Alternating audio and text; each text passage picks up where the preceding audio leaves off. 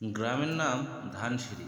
কলকাতা থেকে মাত্র ৮০ কিলোমিটার দূরে, কিন্তু শহরের আলো আঁধারি থেকে বেরিয়ে এলে মনে হবে আপনি যেন আরেক পৃথিবীতে চলে এসেছেন।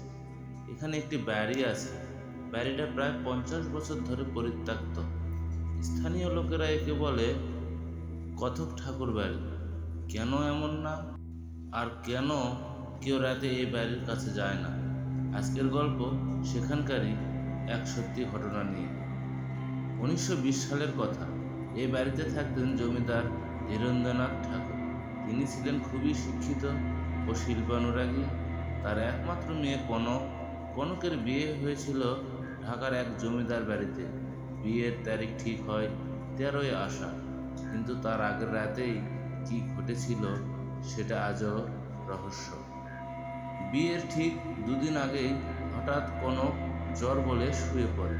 ডাক্তার এসে বলে এটা সাধারণ জ্বর নয়।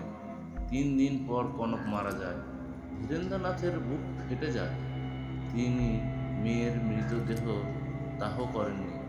বাড়ির ভিতরে একটি ঘরে মেয়ের ব্যবহৃত জিনিসপত্র রেখে তালাবদ্ধ করে দেন। তারপর বাড়ি ছেড়ে চলে যান কলকাতায়। তারপর থেকেই আর কেউ সেই বাড়িতে স্থায়ীভাবে থাকেনি। কিন্তু বাড়ি কি খালি ছিল? আমার গল্পের সাক্ষী গ্রামেরই এক বুড়ো মানুষ, নাম ক্ষিতীশ দা। তার বয়স এখন ৮২ বছর।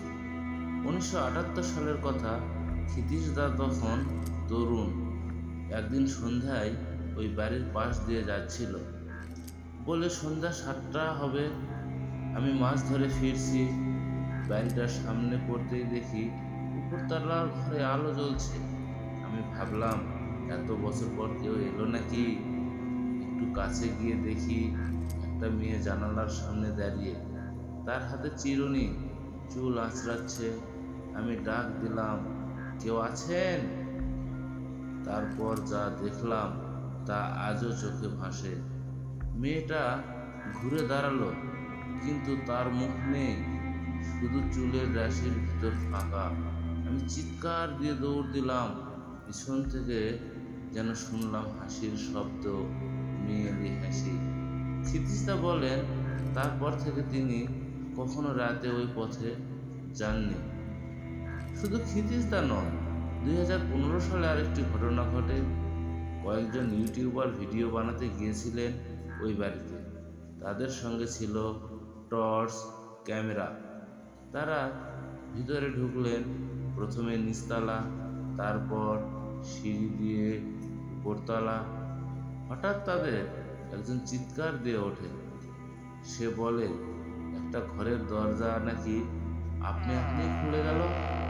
সবাই মিলে সেদিকে তাকিয়ে দেখে দরজা সত্যিই খোলা, কিন্তু ভিতরে অন্ধকার। তারা টর্চ মারতেই কি দেখলো জানেন? একটি মেয়েলি সাদা পায়জামা পরেছিল মেঝেতে, ঠিক যেন সদ্য খুলে রাখা, কিন্তু সেখানে কেউ নেই। সাথে সাথে তাদের ক্যামেরার ব্যাটারিও শেষ হয়ে যায়, মোবাইলগুলোও একসাথে বন্ধ হয়ে যায়। তারা দৌড়ে বেরিয়ে আসে। কথক ঠাকুর বাড়ি কেন এমন না? গ্রামের প্রবীণরা বলেন কনক খুব গান ভালোবাসত, কথা শিখত, বাবার কাছে শোনা গল্প বলতো। ওর ডাক নাম ছিল কথক। তাই মৃত্যুর পরেও সে নাকি রাতে বাড়িতে ফিরে আসে, নিজের ঘরে, নিজের চিরুনি দিয়ে চুল আঁচড়ায়, গুনগুন করে গান গায়। বিজ্ঞান বলবে এসব অলীক কল্পনা, কিন্তু স্থানীয় মানুষের বিশ্বাস যে রাতে ওই বাড়িতে ঢোকে সে আর ফেরে না।